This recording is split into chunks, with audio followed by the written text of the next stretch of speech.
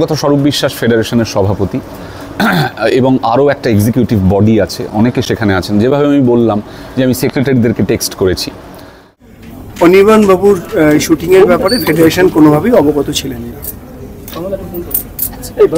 মাঝামাঝি সময় এইখানেই আমি একবার এটা অ্যারেঞ্জ করার চেষ্টা করেছিলাম, কিন্তু সেইবারেও আমি একই কারণে এটা এক্সিকিউট করতে পারিনি এবং আজকেও আমি একই কারণে এটা এক্সিকিউট করতে পারলাম না।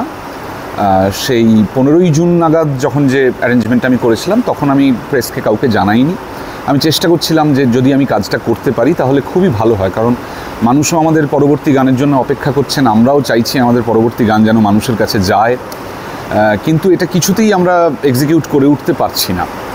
ঘটনা যেটা হয়েছে সেটা হচ্ছে যে আমি যাদের সঙ্গে কাজ করেছি, যে সমস্ত টেকনিশিয়ানদের সাথে কাজ করেছি, আমার 10 বছর হতে চললো টালিগঞ্জ ফিল্ম ইন্ডাস্ট্রিতে আমার কেরিয়ারে।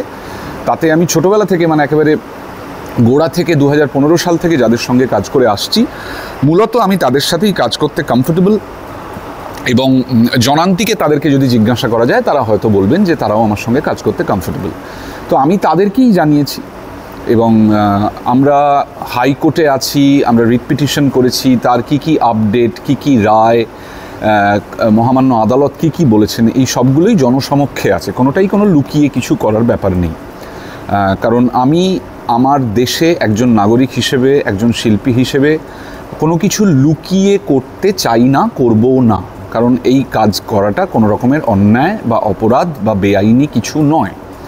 সেই কারণে আমি কোনো রকম লুকিয়ে শুটিং না করে আমার যারা টেকনিশিয়ান বন্ধু, যাদের সাথে আমি কাজ করতে খুবই স্বচ্ছন্দ বোধ করি, তাদেরকে জানাই। যেটা হয় তাদের মধ্যে কেউ আমাকে জানান যে হ্যাঁ আমরা আছি, আমরা কাজ করব, কিন্তু শুটিংটা যত এগিয়ে আসে তখন তারা মেকে বসেন, তারা আর আসতে চান না। তাদের মধ্যে কেউ উত্তর করেন না যে আসবেন কি আসবেন না, আবার কেউ যারা খুবই ঘনিষ্ঠ আমার সঙ্গে তারা জানান যে দাদা এটা পারবো না, এটা করলে আমরা বিপদে পড়ে যাব, এই কথাটা তারা জানান। আমি তার পরবর্তীকালে কিছু সংশ্লিষ্ট গিল্ড সেক্রেটারিদেরকেও জানাই যে এই যে পার্টিকুলার গিল্ডগুলো আছে এদের তো মাথায় আপনারা আছেন, সেক্রেটারিরা আছেন, তো আমি কাজটা করতে পারছি না, কারণ অনেকে এরকমও জানিয়েছেন যে আমরা অ্যাভেলেবল নই, আমরা ওই দিন অন্য শুটিংয়ে আছি। তাই আমি যে সমস্ত ধরুন সবাইকে চিনি তা তো নয়, আমি সেক্রেটারিদের দ্বারস্থ হয়ে বলি যে আমাকে যদি একটু হেল্প করেন একজন ড্রেসারকে দিয়ে বা একজন মেকআপ আর্টিস্টকে দিয়ে তাহলে আমার সুবিধে হয়, বা একজন প্রোডাকশন ম্যানেজারকে দিয়ে একটা শুটিং করতে যাদেরকে লাগে। আমার ছোট কাজ, একদিনের মিউজিক ভিডিও শ্যুট 12-13 ঘন্টার মধ্যে হয়ে যাবে, কিন্তু আমি চাইছি যে আমাদের শুটিংয়ে যা কিছু লাগে সবটা নিয়েই আমরা শুটিং করতে চাইছি। আলো বলা হয়েছে, ক্যামেরা বলা হয়েছে, সব কিছু বলা হয়েছে। আমাদের 9 জন মেম্বারদের সবার কল টাইম দেওয়া হয়েছে, সবার আজকে সকালবেলা কল টাইম ছিল, তো তারা নিরুত্তর থাকেন।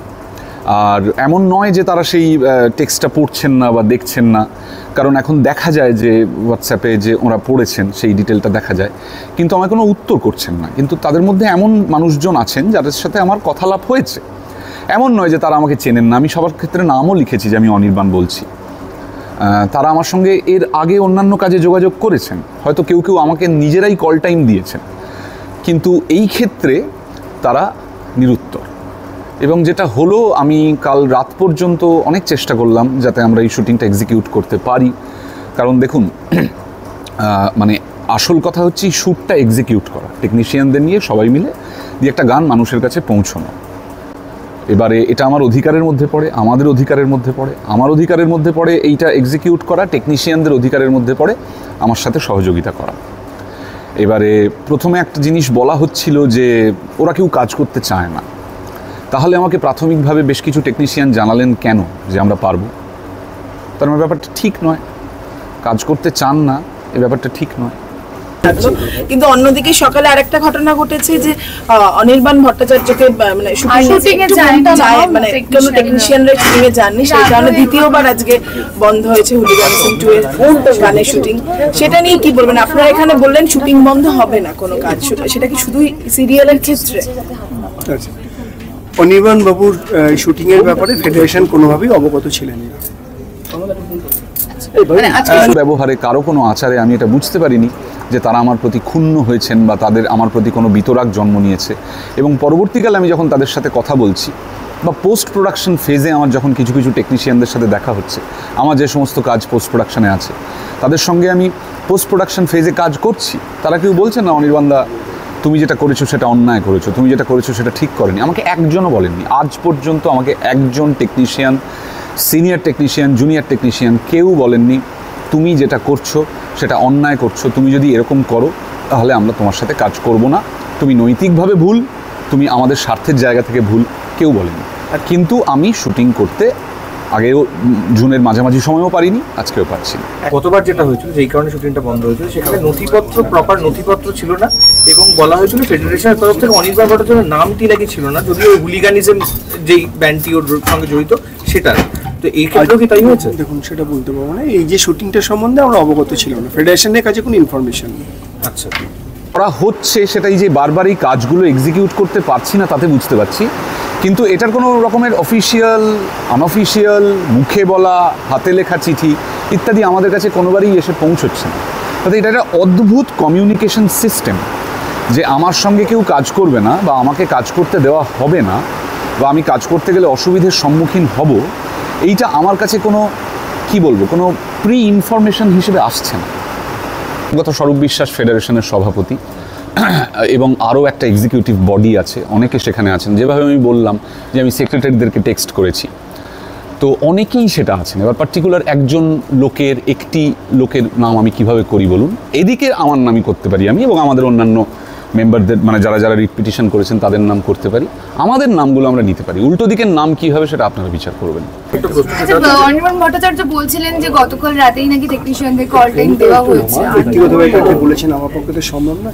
8,500-9,000 টেকনিশিয়ান সবাইকে মনিটর করা আমার পক্ষে সম্ভব না। কেন অন্য রাজ্যে যাব আমি? এটা মানে কেন যাব? সম্মুখীন অত্যন্ত সমস্যা। তাতে কি হয়েছে? অন্য রাজ্যের টেকনিশিয়ানস নিয়ে কাজ করবে কেন? আমি তো অন্য রাজ্যে কেন যাব আমি বুঝতে পারছি না। আমি আমার ভাষা বাংলা, আমি যা করেছি, যা শিখেছি এখান থেকে, আমাকে যা কিছু দিয়েছেন, আমাকে যা আশীর্বাদ দিয়েছেন, ভালোবাসা দিয়েছেন, এখানকার দর্শক দিয়েছেন, বাংলা ভাষাভাষী মানুষ দিয়েছেন। কেন যাব আমি অন্য কোথাও?